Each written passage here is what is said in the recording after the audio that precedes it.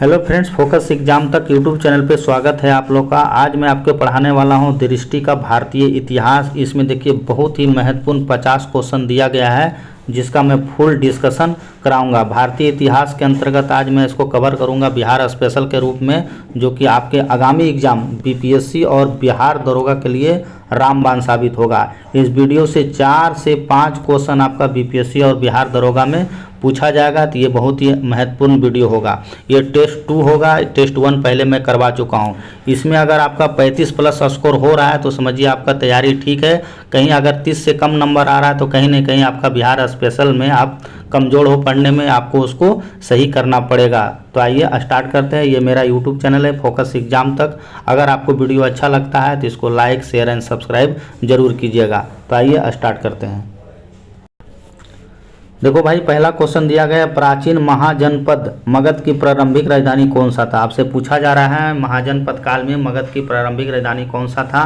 तो ये सबको पता होगा, पाटलिपुत्रा था, जिसे भैया क्या कहा जाता था, जिसे आपको गिरिब्रज भी कहा जाता था उस समय, और राजगिरी भी कहा जाता था। तो कन्फ्यूजन मत होना, ठीक है। देखिए, मगध साम्राज्य से 3-4 क्वेश्चन पूछा जाता था, क्योंकि मगध साम्राज्य उस समय सब 16 महाजनपदों में सबसे शक्तिशाली महाजनपद कौन था, तो आपको मगध था। तो आपका कंसेप्ट क्लियर होना चाहिए। कंसेप्ट क्लियर नहीं होगा तो आप सब दिन रटते रह जाओगे और गलती करते रहोगे एग्जाम में। क्यों था मगध सबसे शक्तिशाली गणराज्य, तो आपको इसको समझना पड़ेगा, क्योंकि आपको पता है उत्तर में क्या था उस समय। उत्तर में आपको विशाल गंगा नदी था, और नीचे अगर आते हैं दक्षिण में तो विंध्य पर्वत था। ये भी आपको पता होना चाहिए, विंध्य पर्वत था, ठीक है। और अगर हम पूरब में जाते हैं तो चंपा नगरी था, ठीक है, चंपा था। और पश्चिम में जाते थे तो सोन नदी था। तो ये चारों तरफ से एक विशाल, इसको अन्य खाद्य सामग्री सब चीज़ से समृद्ध था। इसी कारण है कि ये मगध साम्राज्य सबसे शक्तिशाली साम्राज्य के रूप में उभरा था। तो मगध साम्राज्य से और भी क्वेश्चन पाया जाता है। कहता है कि 16 महाजनपद जो था, जिसमें से आपको मगध सबसे शक्तिशाली महाजनपद था। और बिहार में कितना महाजनपद था, तो 3 महाजनपद आपको बिहार में देखने को मिलेगा। ये महाजनपद काल तो आपको पता है, 2 बुक में इसका एविडेंस मिलता है, वो भगवती सूत्र में और दूसरा अंगुत्तर निकाय में मिलता है। तो इसको भी आप लोग याद रखिएगा। अब देखिए, यहाँ से मगध का जो पूछा जाता है क्वेश्चन, मगध का जो सबसे शक्तिशाली शासक कौन था, तो आप पढ़े होंगे बिंबिसार था, ठीक है, बिंबिसार।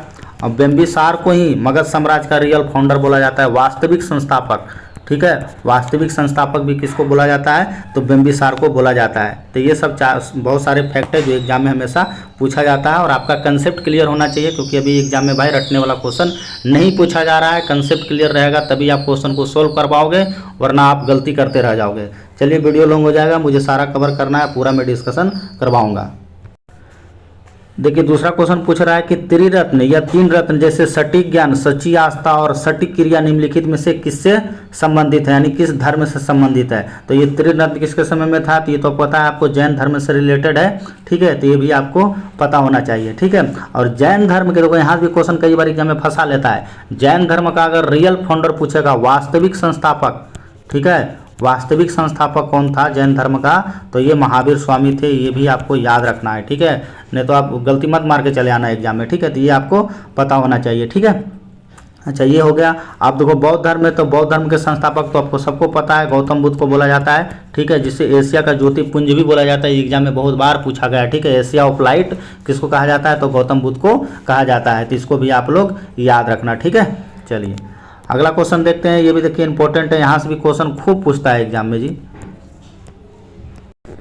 देखिए, तीसरा नंबर क्वेश्चन क्या कर रहा है, इनमें से किस शासक ने चतुर्थ बौद्ध संगीति कश्मीर में आयोजित की। देखिए, चतुर्थ बौद्ध संगीति का आयोजन आपके किसके समय में हुआ था, तो आपको पता है कुषाण वंश का शासक था, जो कौन था, कनिष्क के समय में हुआ था। यहाँ से देखो क्वेश्चन घुमाएगा, कैसे घुमाएगा, देखो इसी के समय में आपको थोड़ा ना बौद्ध धर्म का विभाजन हो गया था, यानी 2 पार्ट में बट गया था। एक आपका हीनयान बट गया था, हीनयान, और दूसरा आपको महायान में बढ़ गया था। तो एग्जाम में ये भी पूछा जाता है कि कौन सा बौद्ध संगीति में आपको बौद्ध धर्म 2 भागों में बढ़ गया था, एक तो हीनयान में बढ़ गया था, एक महायान में बढ़ गया था। तो चौथी और किसके समय में, तो कुषाण वंश के शासक था, कनिष्क था। यहाँ से तो क्वेश्चन और घुमाएगा, इसका अध्यक्ष पूछा जाता है। ये अध्यक्ष देखो फंसाने के लिए पूछा जाता है। इसका 2 अध्यक्ष था, एक जो आपका ये अध्यक्ष जो था आपको वसुमित्र था, ठीक है, वसुमित्र भैया अध्यक्ष था, लेकिन एग्जाम में उपाध्यक्ष पूछा जाता है, ठीक है, उपाध्यक्ष। तो ये याद रखना भैया, अश्व घोष याद रखना, ये मैं टेस्ट में भी दिया था, ठीक है, अश्व घोष। प्रत्येक शुक्रवार को मैं 100 नंबर का टेस्ट लेता हूँ बिहार दरोगा के लिए। वहाँ क्वेश्चन आपको ऐसा ऐसा मिलेगा कि आपका पता चल जाएगा आप कितना अच्छा तैयारी कर पा रहे हो, ठीक है। तो ये आप लोग को याद पता कंसेप्ट क्लियर हो गया होगा आपको, ठीक है, कि चौथा बौद्ध संगीति हीनयान और महायान में बट गया था बौद्ध संगीति। इसका अध्यक्ष था आपको वसुमित्र, लेकिन उपाध्यक्ष पूछा जाएगा तो अश्वघोष आपको लगाना है, ठीक है। ये क्लियर हो गया। कुषाण वंश का शासक था आपका, ठीक है, तो ये भी क्लियर हो गया होगा। चलिए अगला क्वेश्चन देखते हैं। इसमें देखो और क्वेश्चन देखो क्या क्या पूछा जाता है। देखो चारों क्लियर कर लो। ये तो आपका हो गया, कनिष्क हो गया बौद्ध संगीति। अशोक देखो तो अशोक किसके समय में था? अशोक के समय में आपको तृतीय बौद्ध संगीति यानी थर्ड बौद्ध संगीति किसके समय में हुआ था? तो अशोक के समय में हुआ था। ये भी आप लोग याद रखना। सब तो लिख नहीं पाऊंगा। मुगली पुत्र तीस उसका अध्यक्ष था, तो ये भी आप लोग को पता होना चाहिए, ठीक है। अच्छा, काला अशोक के समय में तो आपको पता है काला अशोक के समय में सेकंड बौद्ध संगीति का आयोजन किया गया था और इसका अध्यक्ष कौन था? तो ये साबा कमीर और सुबुकामी जिसको बोला जाता है, तो ये भी आप लोग याद रखना। अजातशत्रु के समय आपको फर्स्ट वाला हुआ था, पहला बौद्ध संगीति का आयोजन किया गया था जो कि राजगीर में आयोजित किया गया था। महाकश्यप इसका अध्यक्ष था। तो यहाँ से क्वेश्चन है जो आपके एग्जाम में हमेशा पूछा जाता है। चलिए अगला क्वेश्चन देखते हैं। देखिए चौथा नंबर क्वेश्चन क्या कर रहा है कि महावीर स्वामी का पुत्री का नाम क्या था? अब सब ढूंढ रहा होगा प्रियदर्शनी तो है ही नहीं ऑप्शन में, क्या करें? तो कुछ नहीं करना है आपको, उसको प्रियदर्शनी बोला जाता है या फिर अनुज्या भी बोला जाता है, ठीक है। तो इसको भी याद रखना, ठीक है। प्रियदर्शनी सब हमको पता है, सब लूसेंट रटा होगा, प्रियदर्शनी वहाँ पे लिखा हुआ है, ठीक है। तो इसको अजून्य भी नाम दिया गया था जिसको प्रियदर्शनी भी कहा जाता है, ठीक है। बाकी ये सब यशोदा ये सब कौन था? तो ये सब आपको तो पता होगा, पत्नी थी यशोदा, ठीक है, और तिरसला इसकी माता थी। तो ये सब आपको बेसिक पता होगा, इसको बताने की जरूरत है नहीं। चलिए अगला क्वेश्चन देखते हैं। देखिए अपने शिलालेख में अशोक सामान्यतः किस नाम से जाना जाता है? देखिए अशोक का भी बहुत सारा नाम मिल रहा है। चक्रवर्ती राजा इसको बोला गया है। ये भी एग्जाम में बहुत पूछा जाता है कि किस शासक को चक्रवर्ती घोषित किया गया था? पहला चक्रवर्ती राजा अशोक को ही बोला जाता है। ये भी क्वेश्चन बहुत एग्जाम में पूछा गया है। तो अपने शिलालेख में अशोक ने सामान्यतः किस नाम से जाना जाता था? तो भैया उसको प्रियदर्शी बोला जाता था शिलालेख में। ये भी आपको पता होना चाहिए। अशोक का बहुत सारा शिलालेख है जिसमें 13वां शिलालेख सबसे बड़ा है। अशोक जो था पहला शासक था जिसने आपको शिलालेख लेकर आया था इंडिया में। तो ये भी एग्जाम में कई बार पूछा जाता है कि अशोक शिलालेख का प्रचलन किसके समय में हुआ था? तो अशोक के समय में ही हुआ था, ठीक है। तो ये भी इंपॉर्टेंट है। अशोक का शिलालेख सबसे पहले कौन पढ़ा था? तो ये सब तो मैं कितना बार बता चुका हूँ, जेम्स प्रिंसेप पढ़ा था, ठीक है, 1837 में। तो ये सब बताने की जरूरत है नहीं। चलिए अगला देखते हैं। देखिए बिंबिसार अभी मैं तुरंत बता चुका था। क्वेश्चन पूछ रहा है कि बिंबिसार का अन्य नाम क्या था? तो बिंबिसार का अन्य नाम आपको क्या मिलता है? सैनिक मिलता है। तो ये भी एग्जाम में बहुत बार पूछा गया है, लेकिन एग्जाम में देखो कुनिक पूछ दिया तो कुनिक भैया अजातशत्रु को बोला जाता है, ठीक है, अजातशत्रु।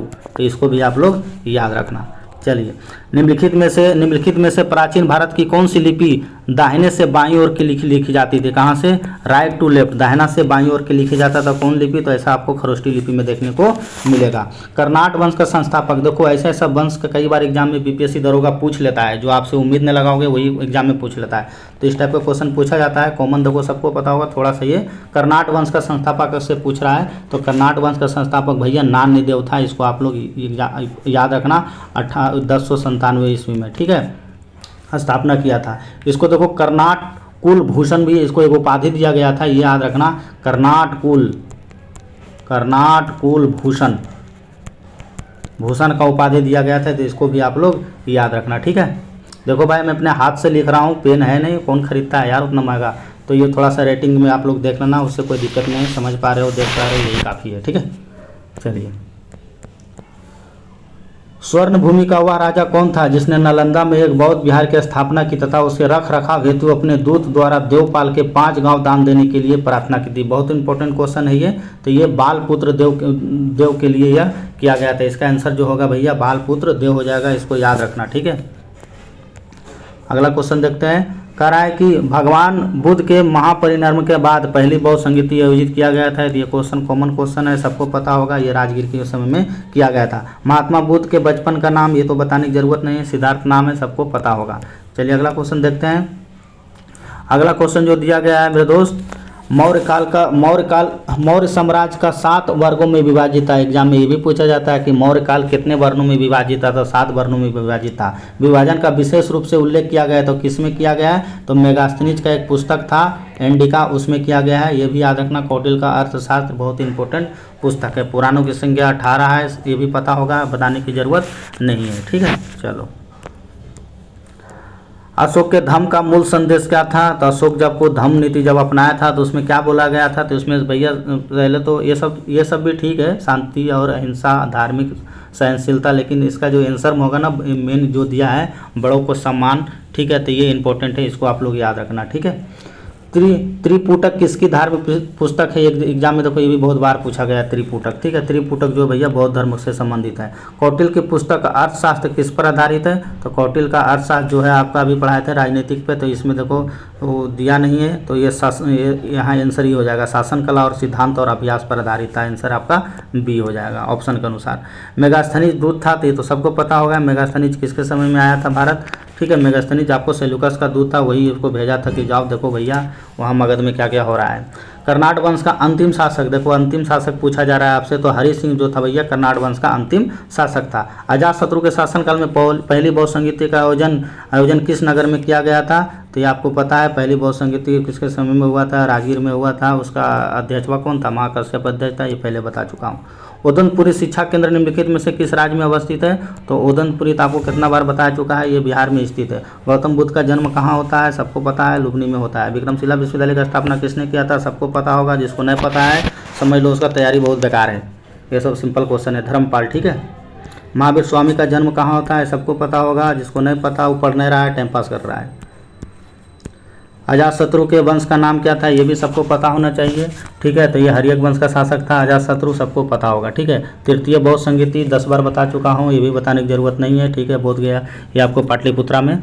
और महात्मा बुद्ध के गृह त्याग का प्रतीक चिन्ह क्या था? ये भी कितना बार बता चुका हूँ, घोड़ा था। विश्व का पहला गणतंत्र वैशाली किसके द्वारा स्थापित किया गया था? ये लिच्छवियों के द्वारा स्थापित किया गया था, ये भी बहुत बार पढ़ा चुके हैं।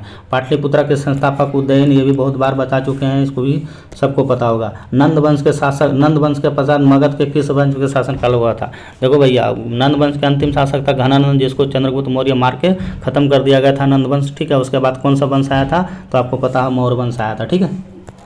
चलिए, ईसा पूर्व 6ठी सदी में विश्व का प्रथम गणतांत्रिक व्यवस्था कहाँ स्थापित किया गया था? तो ये आपको भी पता है कहाँ स्थापित किया गया था, ठीक है। तो ये आपको वैशाली में स्थापित किया गया था। नवपाषाणकालीन स्थल चेचर और श्वेतपुर, देखो इस टाइप का क्वेश्चन एग्जाम में पूछा जाता है नवपाषाणकालीन स्थल से, तो ये चेचर और श्वेतपुर आपको किस जिला में देखने को मिलेगा? तो भैया ये वैशाली जिला में देखने को मिलेगा। वह स्रोत जिसमें पाटलिपुत्रा के प्रशासन का वर्णन मिलता है वह कौन सा है? तो भैया किस में देखने को मिलेगा? तो इंडिका में देखने को मिलेगा। अशोक के शासनकाल में बौद्ध सभा किस नगर में आयोजित की गई थी? देखिए, और अशोक के शासनकाल में बौद्ध सभा किस नगर में आयोजित किया गया था? तो ये भी बता चुका हूँ, ये पाटलिपुत्रा में किया गया था। निम्नलिखित में से मगध का कौन सा राजा सिकंदर के समान समकालीन था? ये क्वेश्चन देखो 10 बार बताया हूँ, हर बार इस सेट में मिलता है, ठीक है। सिकंदर के समय में कौन था? तो सिकंदर के समय में आपको कौन था? घनानंद था। और चंद्रगुप्त मौर्य के समय में कौन था? तो चंद्रगुप्त मौर्य के समय सेल्यूकस था। दोनों एग्जाम में बड़ी बार क्वेश्चन पूछा जाता है, ठीक है, फंसाना नहीं, सीधा याद रखना। सिकंदर के समय घनानंद था, चंद्रगुप्त मौर्य सेल्यूकस मौर्य के समय आक्रमण किया था। ये दोनों क्वेश्चन घुमा के बहुत बार पूछा जाता है। पाल वंश का दूसरा संस्थापक, देखो दूसरा संस्थापक आपसे पूछा जा रहा है, पाल वंश का दूसरा संस्थापक, तो पाल वंश का दूसरा संस्थापक भैया आपको माहीपाल था। केवल वह स्तंभ जिसमें अशोक ने स्वयं को मगध का सम्राट बताया, देखिए मगध का सम्राट अशोक किसने बताया? भभरुआ स्तंभ लेख में यह बताया है।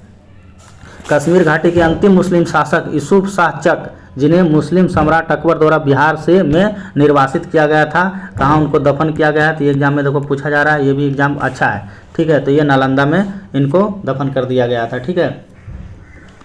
तो ये उसका मजार भी बना हुआ है यार नालंदा में। बिहार का प्रथम मुस्लिम विजेता कौन था? ये सबको पता होगा, बिहार का मुस्लिम विजेता था आपको बख्तियार खिलजी था, ठीक है।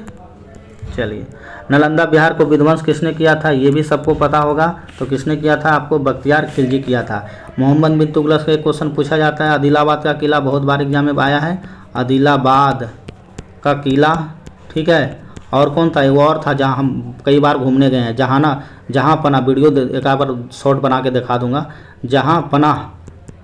जहाँ पनाह नगर भी भैया आपको ये एमबीटी मोहम्मद बिन तुगलक करवाया था, निर्माण करवाया था। इसको पागल बादशाह बोला जाता है एमबीटी को, ठीक है, क्योंकि काम ही ऐसा किया था। आपको कुतुबुद्दीन ऐबक से 2 क्वेश्चन, एक तो भैया 2.5 दिन का झोपड़ा पता होगा, और कुतुब मीनार का नींव रखा था, ये भी पता था। अलाउद्दीन खिलजी मेरा नाम ही है तो काफ़ी है, तो सबको पता ही होगा। अलाई दरवाज़ा बनाया था, सीरी का किला बनाया था, बहुत चीज़ बनवाया था, ठीक है, ये सब मैं बता रखा हूँ यार। चलिए, इल्तुतमिश ने बिहार में अपना प्रथम सूबेदार किसे नियुक्त किया था? तो मलिक जानी को नियुक्त किया था, ये भी सबको पता है। किसके शासनकाल में बिहार में बंगाल को अलग कर दिया गया था? बिहार से बंगाल किसके समय में अलग कर दिया गया था? तो भैया वही इल्तुतमिश के समय में ये अलग कर दिया गया था। बिहार के सैनिक अभियान आयोजित करने वाला पहला सुल्तान कौन था? देखो ये इंपॉर्टेंट क्वेश्चन है, ठीक है। तो ये कौन था आपका? तो इल्तुतमिश ही था, ठीक है। इल्तुतमिश को दिल्ली सल्तनत का वास्तविक संस्थापक कहा जाता है, इसको याद रखना। रियल फाउंडर ऑफ आपका ये दिल्ली सल्तनत एग्जाम में पूछा जाता है कई बार, लड़का लोग कुतुबुद्दीन ऐबक मारता है जो कि गलत है, ठीक है। दिल्ली सल्तनत का वास्तविक संस्थापक आपको भैया इल्तुतमिश को कहा जाता है, इसको लिख लेना कॉपी में। कुतुबुद्दीन ऐबक मत मार देना वरना जाओगे बोरा में।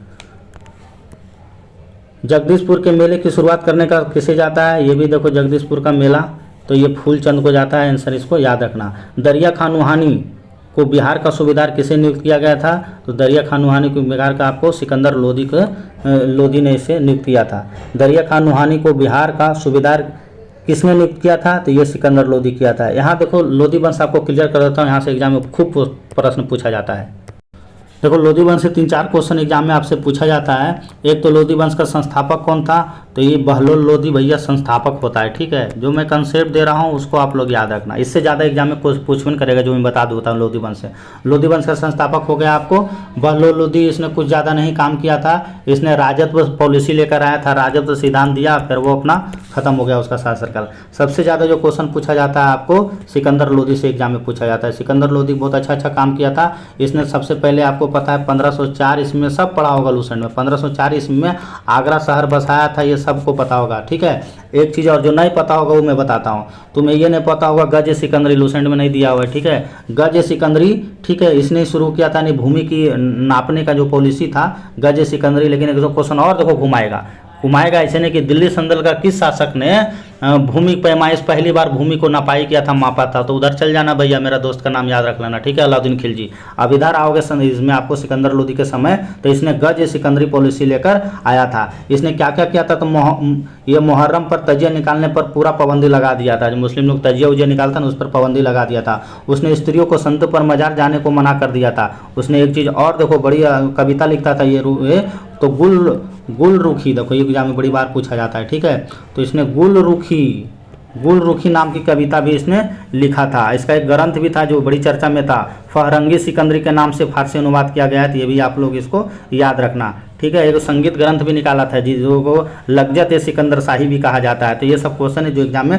पूछा जाता है। और इसका जो अंतिम शासक होता है कौन होता है? तो इब्राहिम लोदी होता है। कहाँ गया ये देखो इब्राहिम लोदी होता है। वो ये फेमस था कठोर नीति के लिए, लेकिन बाबर आया इसका सब हेकड़ी बंद कर दिया था, ठीक है। कठोर पॉलिसी लेकर आया था, लेकिन इसको बाबर भैया 1526 में पानीपत के प्रथम युद्ध में इसको गिरा के मारा था, ठीक है। और इस प्रकार से दिल्ली सल्तनत का अंतिम शासक आपका खत्म हो जाता है और उसके बाद मुगल काल स्टार्ट हो जाता है, बाबर हीरो बनकर आता है, ठीक है। तो ये सब क्वेश्चन है जो एग्जाम में पूछा जाता है। चलिए हम अगला क्वेश्चन पे बात करेंगे।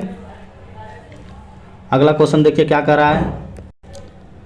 देखिए अगला क्वेश्चन जो आपसे पूछा जा रहा है, कहाँ तक करवाया था मैंने, हाँ देखिए अब इधर खत्म हो गया, अब इधर मुगल काल देखो शुरू हो गया। अच्छा क्वेश्चन भी सिलेक्ट किया है, बड़ी अच्छा। इधर सल्तनत काल खत्म, इधर मुगल काल का क्वेश्चन दे दिया है। मुगल साम्राज्य में बिहार को प्रांत कब घोषित किया गया था? तो ये 1580 में घोषित किया गया था, ये भी इंपॉर्टेंट है। शेर शाह के पिता हसन खां जमींदार था, तो कहाँ के जमींदार होगा? आपको इसी आइडिया लग गया होगा, ऑप्शन से देख के सासाराम के जमींदार था। यहाँ भी देखो क्वेश्चन खूब पूछा जाता है शेरशाह सूरी से। शेरशाह सूरी का मकबरा कहाँ है? तो ये को सासाराम में, इसको याद रखना, सासाराम में, ये भी इंपॉर्टेंट है, ठीक है।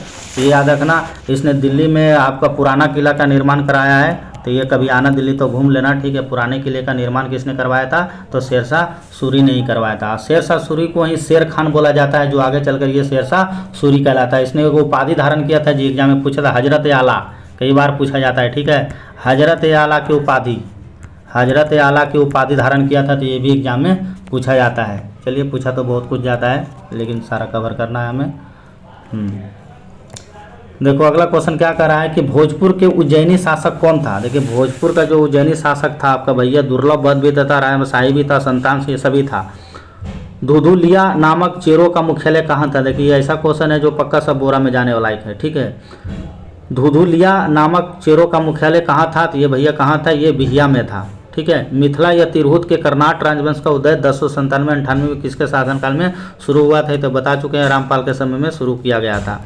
कि मलिक इब्राहिम या मलिक बया बिहार का प्रशासक किस काल में था, तो किसके समय में था ये, तो ये भैया तुगलक काल में था। ठीक है, तो ये इंपॉर्टेंट है, इसको भी आप लोग याद रखना। ठीक है, देखिए अगला क्वेश्चन, देखिए लास्ट क्वेश्चन है। लास्ट क्वेश्चन क्या कर रहा है कि तुगलक काल में बिहार की राजधानी कहाँ था, तो तुगलक काल में भैया आपको राजधानी था बिहार शरीफ था। तो इस टाइप से मैंने 50 क्वेश्चन का फुल डिस्कशन करवा दिया, आपको कंसेप्ट भी दे दिया। अब भी आप एग्जाम में अगर गलती कर रहे हो तो फिर आपका कोई इलाज नहीं है। ठीक है, तो ये दूसरा पार्ट था, पहला पार्ट मैं ऑलरेडी करवा चुका हूँ दृष्टि का, ये तो सेकंड पार्ट है, तो इसको आप लोग रिवीजन कीजिए। ठीक है, 1-2 दिन में दूसरा वीडियो भी आपको देखने को मिल जाएगा। मेरा यूट्यूब चैनल जरूर आप लोग इसको लाइक शेयर एंड सब्सक्राइब कीजिए ताकि मैं अगला वीडियो भी बना सकूं। और आपका कंसेप्ट क्लियर होना चाहिए भाई, ये याद रखना, क्योंकि अभी के एग्जाम में आपको देख रहे हो कैसे कैसे क्वेश्चन पूछा जा रहा है। तो आप रटने वाला बीमारी छोड़ो, थोड़ा सा अपना माइंड को डेवलप करो, सोच विकसित करो। ठीक है, तभी आप एग्जाम में क्वेश्चन सॉल्व कर पाओगे। ठीक है, मिलते हैं नेक्स्ट वीडियो में, तब तक आप इसको रिवीजन कीजिए। धन्यवाद।